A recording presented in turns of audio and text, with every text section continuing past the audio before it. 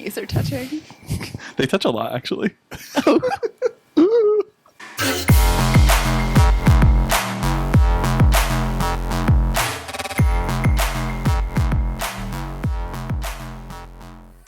Welcome back to Dumb and Broke. My name's Chelsea. And I'm Bryan. How's it going? Pretty great. I feel like you've had a long day. This is about the time I was about to address that this is the time when I wind down, but I had some midday caffeine, so I'm about to crank it back up. Good. Yeah. Yeah, because your days are long. Like, you don't have a typical 9 to 5, but you're in and out all day long. Right. I get little breaks, but I wake up at 5:30 every morning, usually teach a couple morning classes. Then I get a little break before a midday class. And then I get a little break. And then I teach evenings, usually 5:30, 6:30. And then I go home and I'm passed out by 9. We live two completely different lives, during the week especially. But I stalk you on, because I have your location, and I'll see you're in downtown Brooklyn, then you're in Williamsburg. Is this usually when I'm not responding? You're just where the fuck is she? No, that'll be if I don't get a response within 30 minutes, I look at the location. I'm okay, that makes sense. She's working. Yeah. Fair. Meanwhile, I'm home all day, just click, clack. click, clack. Such a corporate girly. It is so weird how how different your weekday self is than your weekend self. Totally. I'm I swear, I'm just a good Christian schoolgirl during the week. My week is literally work, gym, podcast. And I eat well for the most part. I had McDonald's last night, but sometimes you just need a fry. A McDonald's fry. Yeah. In particular. I actually blame TikTok because I don't know what's going on, but my TikTok is flooded with food people, food reviews and stuff like that. You're I don't know what's going on, but I've liked 12 of them. It's me. Hi. But they're always eating the juiciest burgers and chicken wings and it's just it'll be 11:30. I'm in bed, it's dark, and I'm just scrolling and I'm should I order chicken wings right now?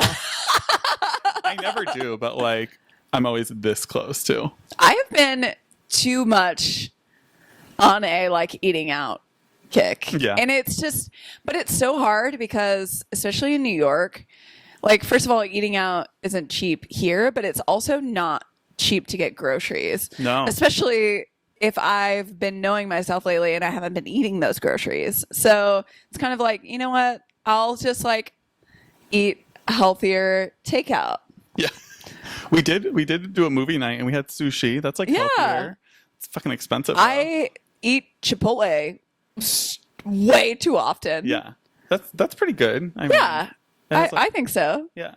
If you think so, then I've tracked it before, and I feel Chipotle is the most trackable thing if you're watching macros and stuff. Yeah. You got carbs, you got your fats, you got vegetables, you got your protein. Yeah, it's a whole thing. Yeah. I love Chipotle. I've had some shitty Chipotle though. Sometimes the chicken is a little, chewy or Can I tell you something that's going to make me sound like a psycho? And yeah. I'm going to say it because I recognize that this sounds like a psycho move.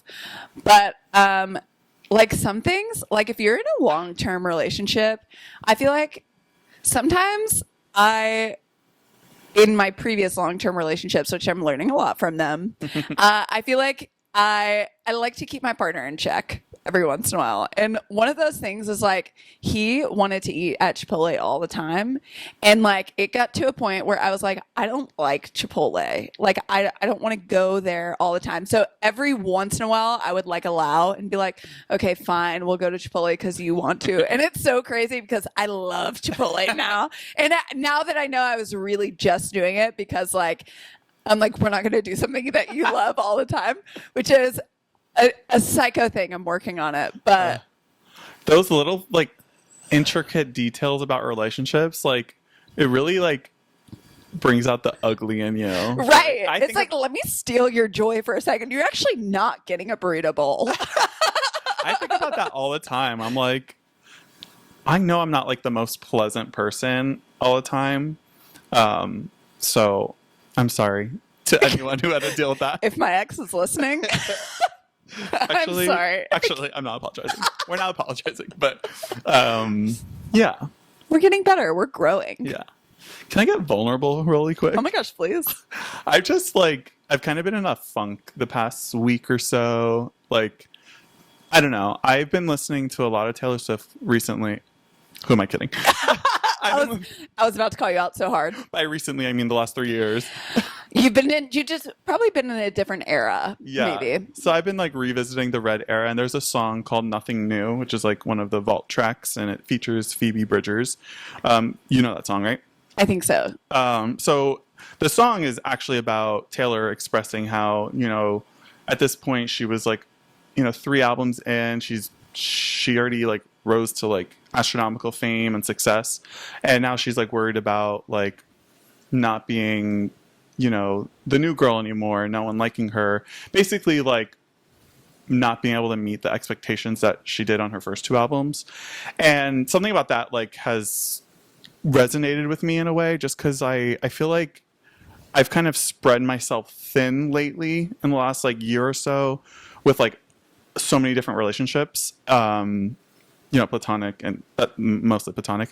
And I don't know, I just feel like there's always these expectations that I can't meet, and I feel like I'm always disappointing people, and it's kind of frustrating. I mean, I don't know, do you ever kind of feel that way? That is tough. I mean, I definitely do feel that way because I feel like, I don't know, friendships are so special. So you different than relationships. I'm not, or romantic relationships. I'm not trying to take my friends down a peg. Yeah. Maybe my friendships are healthier, but yeah, it is tough to try and be there for people all the time. That's why I always applaud you because, and we've talked about this before, I feel like you have so many friends, literally so many friends. Yeah. I have I'm very fortunate. You I'm are really thankful for you're that. really good. That's a skill of yours, is you're really good at making friends, and not just acquaintance friends. You make good friends. And I am kind of more the opposite. I'll have a lot of acquaintances, but maybe a handful of good, just because, I mean, I don't even go out with you guys half the time. I can't imagine just having that kind of weight to show up for those friendships. You know what I mean? Yeah, it gets exhausting, and it's just I feel I feel like I'm spreading myself thin because I'm not always sure how other people view me. I think it's because I never had a super super close family, so I've always valued my friendship so much. Mm-hmm. And a lot of times I don't feel like it's reciprocated. I've lost a lot of friends. I've had to cut people out just because I feel like I was giving so much and wasn't getting even half. And it's just a struggle. So my point is, I need to create boundaries. I feel like I can learn a lot from you because I feel like you're really good at creating boundaries. Thanks. So yeah.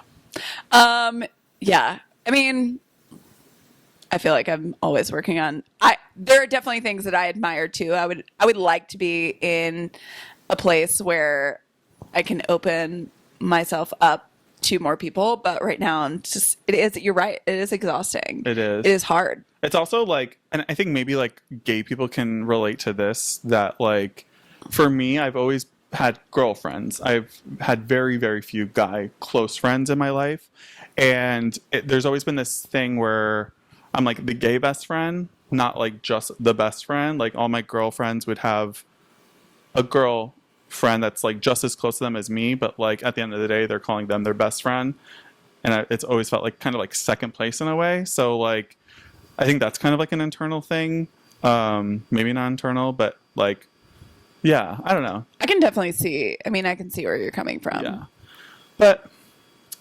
anywho, thank you for letting me get vulnerable.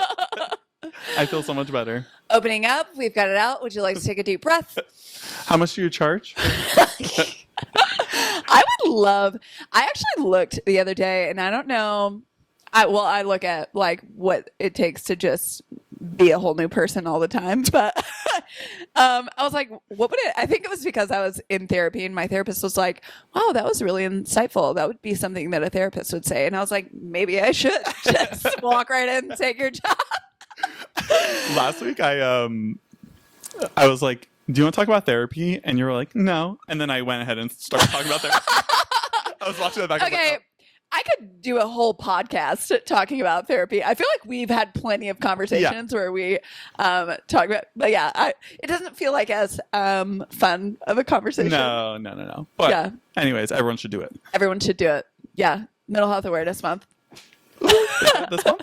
It is in nice. May. You want to know what's not good for my mental health? What? Dating apps. Oh my God. I could have told you that. I jumped back in 2 feet. I was feeling myself and I was like, you know what? We can do this. We can get in.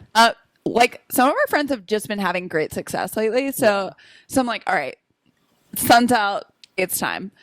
I jumped in. There was this nice little British fellow that popped into my messages. First of all, the best opening line for Bumble, for when you, honestly, for anything, I guess, is to just say their first name. It's really just enough. Don't waste all of your time coming up with something clever and witty for a guy that's not going to respond or is going to respond Do you something only do that stupid. on Bumble because for heterosexual people, you have to be the first to say something? Yes. Yeah, to be honest, on Hinge. Just something on your forehead. Oh, thanks. I got you. To be honest, on Hinge. Don't embarrass me on the podcast.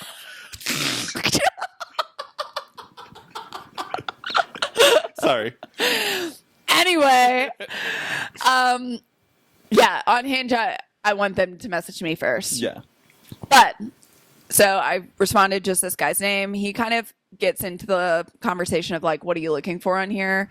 And I was like, genuinely, I just started a podcast with my friend, so I'm just looking for some content to spice it up. That. Yeah. And he seemed like kind of cheeky. If you're like on Love, and he was cheeky. We had a little banter. It was a nice little chat. Little banter. Little chit chat. He's very fit. That's horrible. Yeah. I can't do any better though. I'm so bad at accents, but that was pretty bad. We'll circle back. Yeah, and then he like made a joke, and he was like, "Yeah, well, really, I'm just like trying to use my accent on girls, make them weak in the knees." And he was like from somewhere that wasn't London, and so I was like, well, I had to Google where you're from to begin with, so maybe I'm dumb enough to match your target market. And then he dropped the line. He was like, "Would a British man getting naked?" Would getting naked with a British man fall under spicing up content?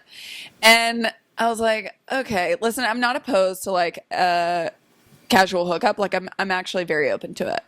I don't know that it will happen for me just because like of how quickly I get the ick from people like this. Mm-hmm. So there was that. And I was like, potentially, but I'm going to need more than a British accent. And then that's when he just lost me because he was like, oh, what else do you want? What do you like?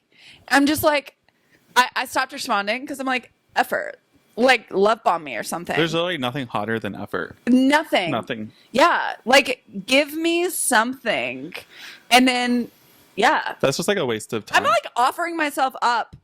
Like spicing up content, offering myself up. Like you could have still done the bare minimum effort, but just like some effort would have been something. The thing is, I'm with you on like, I'm not opposed to the random hookup, but like, I don't see myself just like showing up to someone's house and just. Which is like very much a grinder thing. Right. I mean, like literally, I was like messaging this guy. He messaged me. He said, hey. I said, hey, how's it going? And he goes, looking. And I was like, I'm like more interested in like meeting up before going there. And he goes, okay, cool. I'm down for whatever. What do you mean? No, it's a no. Yeah. Because here's the deal.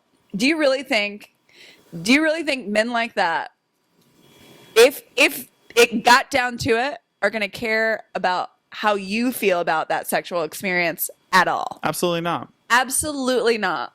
Some people like, for them, like, any hole is a goal, I guess. Like, they're just like not like that. should go. That should be our first T-shirt. I didn't make that up. I can't take that. But that was from a RuPaul's Drag Race reference. Oh, but gotcha. yeah, they were making fun of Melania Trump, actually. Oh. I think she must have said that. But yeah, like for some people, like sex is just like really important to them, and like I don't knock that. I think like what I'm learning through all this experience on the dating apps is like sex is not that important to me. Like, don't get me wrong, I want to bust it wide open. Don't get it twisted.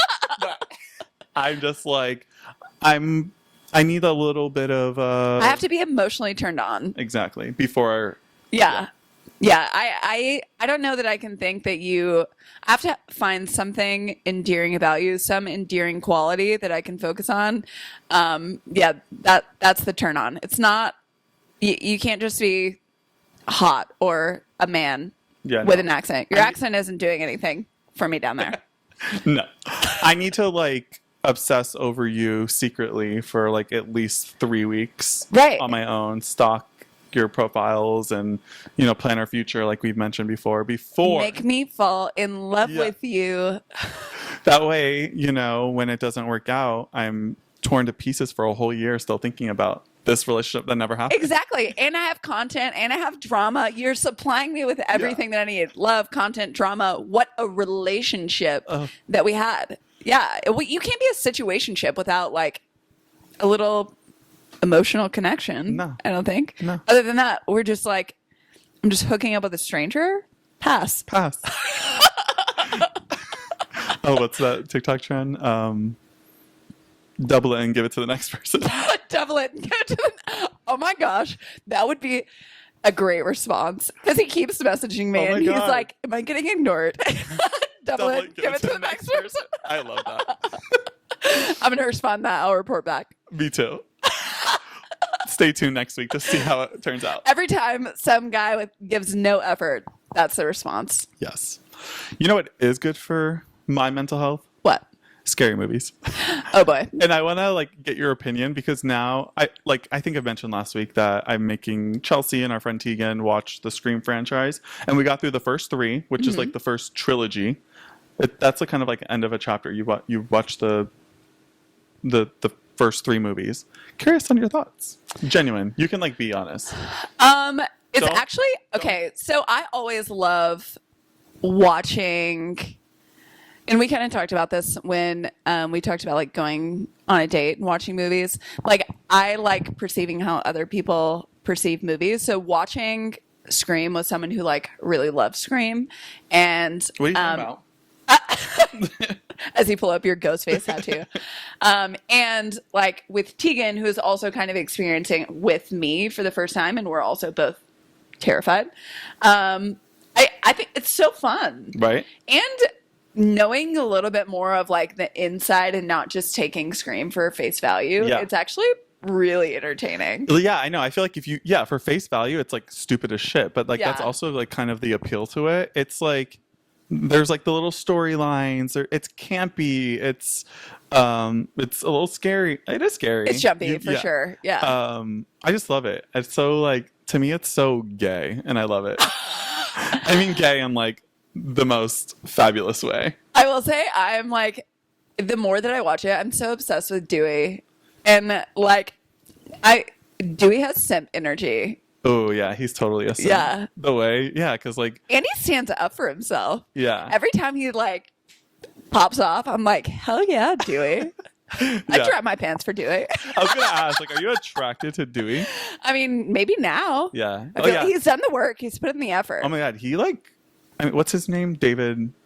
Archulette. Yeah. Archulette? Yeah, he actually married Courtney Cox. Yeah, they're not together anymore, I don't think. Probably not. They're not together in the movies either. Yeah, that's true. Well, yeah. Yeah. No spoiler alert. But yeah, I just wanted to get your opinion because like. Yeah, I'm into it. Because it means like so much to me that I'm literally like forcing you guys to watch it. But you guys are such good friends. Well, and then now it's like when it ends, what is going to be the next franchise? I know. Yeah. We're going to have to get into something. Well, Scream 7 comes out next year, I think. So we'll wait for that. But yeah, I mean, we have to watch other movies until then, I guess. What do you want to watch next? Your pick. We can watch like a Disney movie. We can watch like, have you seen Inside Out? No.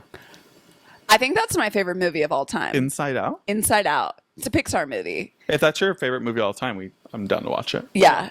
It is so far from scary. Could not be farther from scary. That's fine. I don't... That's like the movie that I'll go home and watch after we leave here from watching Scream. That's going to like put me at ease. I am realizing that like I'm so like I pretty much only watch horror movies. Like once in a while I'll branch out and watch like a comedy. Just like my obsession with Taylor Swift. Like 90% of the music I listen to is Taylor Swift, and then like the other 10 I'll branch out. It's like, does that say something about me? I don't know. I like what I like. It's comforting. You like what you like. Yeah. I go through phases. Yeah. Where I'm just like hyper fixated. Even with food, if I like things. a certain snack, I'm gonna eat that snack constantly until I like get sick of it. I mean, I do that sometimes. Yeah.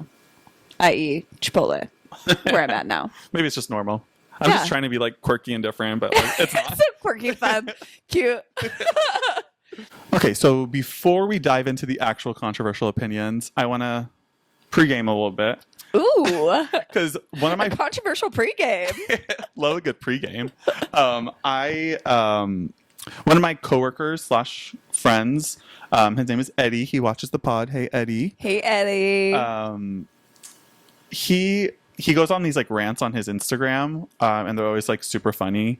And he brought up an interesting one that falls under the airplane etiquette category. He travels a lot for work, and he was saying how if someone reclines the seat in front of him, like he will like he'll kick it, he'll like move it up, like gradually. He's not like aggressive. Let me not paint a bad picture of Eddie, but he says like he feels that like you shouldn't recline your seat essentially. And it had me thinking because like I'm reclining my seat. Oh, I always recline my seat. You know what I mean? And I'm like, wait, does he have the controversial opinion, or do we have the controversial opinion? Oh, well, I mean, if it's me, I would say we're typically on the side of controversy. Yeah. But I don't know. I mean, first of all, can we just talk about the fact I have something in my eye? But yeah, we can talk about that. We can actually do a whole podcast about that. But the seat reclines like what, an inch? I know, right? It's like from A to B. Yeah. Like, am I really even getting much from that? Maybe not. No. But like, also, is it intruding your space that much? I don't know. He's a tall guy. Okay. That might be context helps. But I mean, don't get me wrong. I have a lot of, icks about airplane etiquette. Like, I can't express how angry I get when we land the plane. When the plane lands. And when me and the pilot have to. When the plane lands and everyone just like gets up. Oh yeah, that's annoying. Where the fuck are you going? Stay in your lane. Sit the fuck down. You're in 23E.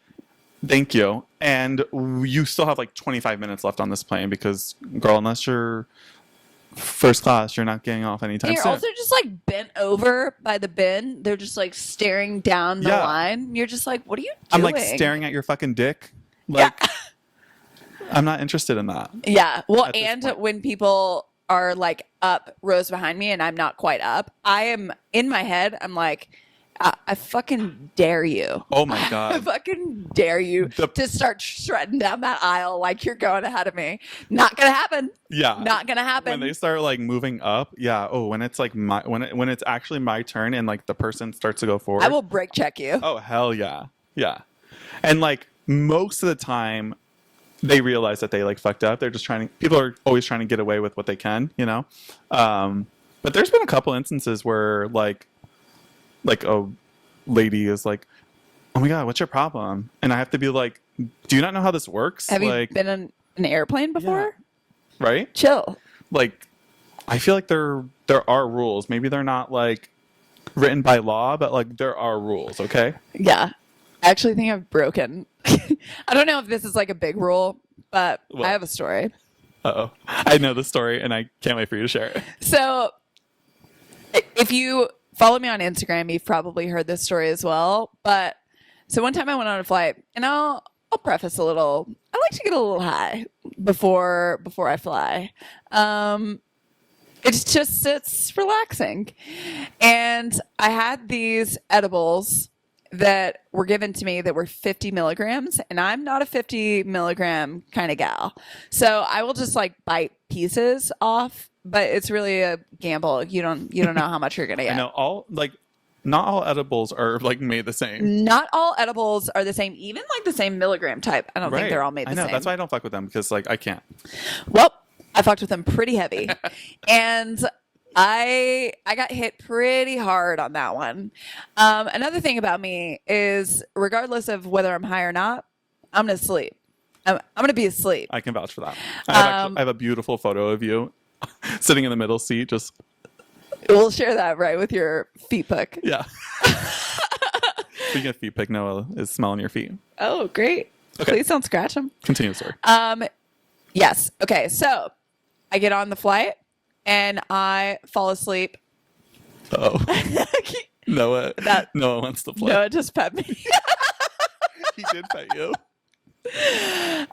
Yeah. So I get on the plane and I fall right to sleep before the plane takes off. Wow. I keep thinking the airline waitress. It is not The airline waitress. Wow, I can't even think of it. And it's not a stewardess, it's the flight attendant. Jesus. Wow. I'm so sorry. The flight attendant had to wake me up twice because my seat was reclined, but it ended up being because it was broken. Like the second time I was like having a panic attack. I was like, I swear I've not reclined the seat. Yeah. So I go back to sleep. So that was a stressful experience. The middle seat is open. I'm by the window, and then there's a lady in the aisle seat, but her family is also on the flight. So she keeps going back and forth to her family. And I wake up in the middle of the flight and I look in the middle seat and there are some snacks. It's like the Southwest pretzels, and then there's a small bag of brownie brittle. And I'm not in my right mind. And I was like, oh, first of all, they must have left these here for me because they didn't want to wake me up again. One. Two, Southwest has really upped their Brownie snacking. brittle? Brownie Damn. brittle? Get out. Yeah. So I ripped the panties off that brownie brittle and I am going to town. And then my seatmate comes back, and first glance, she looked at me. I was like, this is not for me. This was her personal snack. You knew instantly. I knew instantly, and I freaked out. And I was like, oh my gosh, I am so sorry. I thought, and she just like looked at me and gave me like a side eye and was just like, it's okay. But I knew it was not okay. Neither one of us would ever forget that. And I just pretended to fall asleep for the rest of the flight. I would have died. I love that story. Like, yeah. I was mortified. I was like, I can never fly again. You pretended you didn't even actually sleep? Like, I pretended. No, I was freaking out. did you, like, when she left, like when you guys landed, I bolted. I bolted, and then in the airport was you like cut the telling line? Instagram. Probably. Like, I gotta go. I wanna go home. Wow, I haven't heard that sound in forever. Yeah, was that off of TikTok? Yeah. Yeah. I just like made like a weird sound, and like you just thought I just like did something weird. Oh. I know what you're talking about. That like makes me think sometimes, like, I wonder if like, not just me, but like sometimes we like just do things and we like kind of nervous laugh and we just like go with it, but then you like think about it later and you're like, that was fucking weird because they didn't get the reference. Kind of like how I was in the bar last weekend and somebody was telling me that I was wrong for something, and I was like, you're gonna look at me and you're gonna tell me that I'm wrong? I remember that. The Wicked Witch of the East, bro. And No. you guys were like, not landing here. I'm like, you're fucking weird. Like, go home. But then What is that from? it was like a Vine video of this guy. He's like explaining to his brother like I don't even know. the Wicked Witches, and it was just like losing his mind. It was so funny. One of my friends sent me a message, and they were like, "Okay, so if you don't want this guy, or if you don't want whoever you date to have any kind of social media, like how is he going to get all of these obscure references?" And I was like, maybe he just won't. One, I could teach them to him, or two, maybe he'll just think I'm just like really weird, but also kind of funny. Like I just love the internet so much for all those like are we still going to be saying these when we're like 50, 60 years old? Like are they going to live? They're going to be like an inside joke with friends. Yeah. And our kids and grandkids and nieces and nephews are all going to look at us like, the fuck is wrong with them? Yeah, like Eddie, this is Eddie's podcast now. He posted today something on his story, and the song was, do you remember the song Shoes? Let's get some shoes. And I'm like, holy shit. Like, that has already lived a really long life. And like, that song lives rent free in my head. Right? I love that. Shoes. Let's get them. These shoes suck. And that like had such a chokehold on me as a kid. I'm sorry if these aren't landing with the people that are listening, but I am getting an absolute kick out of it. I feel like most of our listeners are probably millennials. Yeah. You know? But I'm still shocked that you guys didn't get that reference. I'm going to show you the video after. There is an age difference between us. Okay, now it's time to get controversial. Ooh.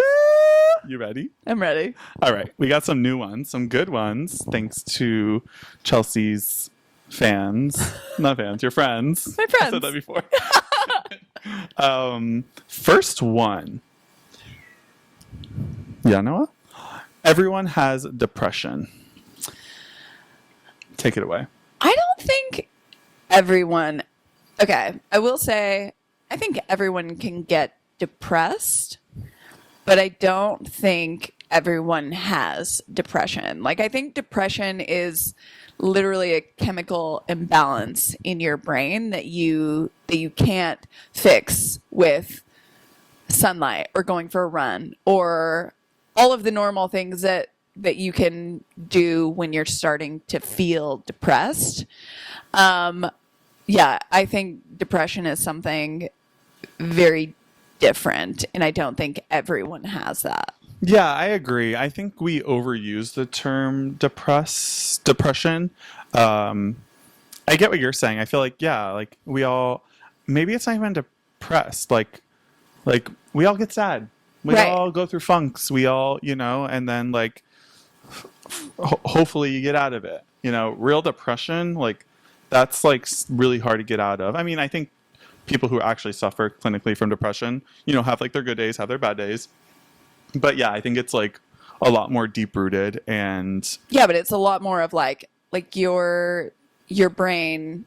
There's something with like the release of serotonin in your brain. It's not like I feel like seasonal depression is a thing, but that is also something that is like once the sun comes out, it's kind of like I'm cured kind of thing. That's not like a clinical disease, I guess. Like the word depression added to seasonal, it's kind of like I feel like it's almost like a fun way to use the word, which is like kind of problematic in itself. Like it's kind of like a slang term in a way, seasonal depression. Yeah, I feel like people that actually have depression, it's kind of like a slap in the face for someone to be like, oh, well, you should just exercise, or you should just get some sunlight, or like all these things. Like it's not something that they can help. It's like it's an illness. Exactly. So yeah, I don't think everyone has that. Agreed. Next. Day drinking, overnight drinking, and this person put all day, and I know what I'm saying. It's day drinking. Yeah, I knew you were gonna say that. 100%. I'm a daytime gal. When you go to bed at 8 p.m., like that's the only option you got. I would love even on like Saturday and Sunday to get up. Maybe we start. Let's dream up a perfect day. A perfect day. We go to brunch around like 11. and get absolutely ripped. And you know what? We just see where the day takes us. Maybe we see Pencil Factory at 1 Ooh. p.m. What? Or They're open? what? I don't know. They are. Like bar hop and then home anywhere from 8 to 10. I still get a good night's sleep.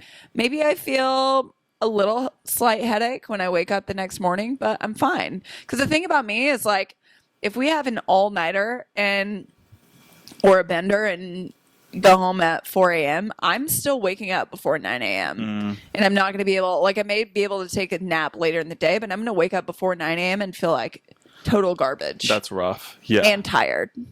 I hear you.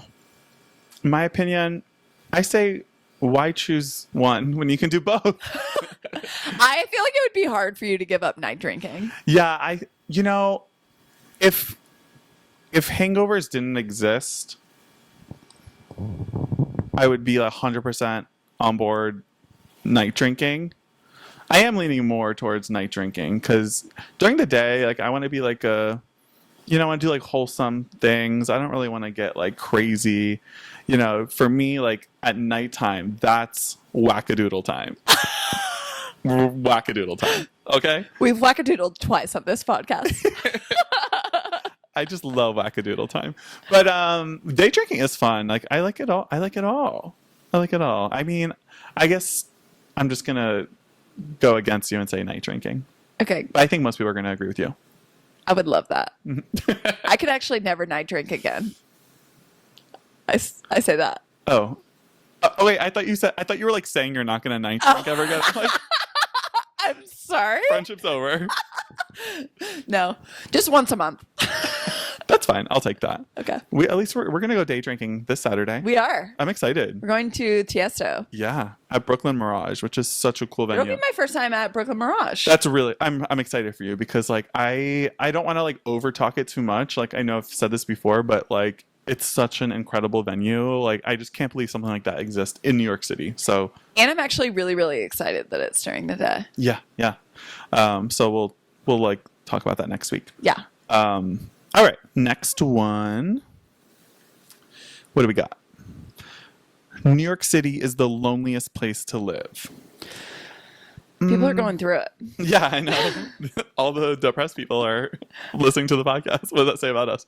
I mean, I can't say it's the loneliest place to live. I can understand how it could be very lonely because, like, there are so many people here, and if you don't have friends, like, a lot of people move here because of a job or just because they wanted to, and they maybe they don't have like an established friend group or a lot of friends at all. And like, I think if you're walking down the streets or like through a park and you just like see like a group of people having a picnic or like people outside at the bars, like, and you don't have that, I think you can go home and be really sad. You know what I mean? Like, yeah, to be like surrounded by people but not have any like real intimate connection, it would be really tough. So I can see how it can be. I don't think I can say it is the loneliest place.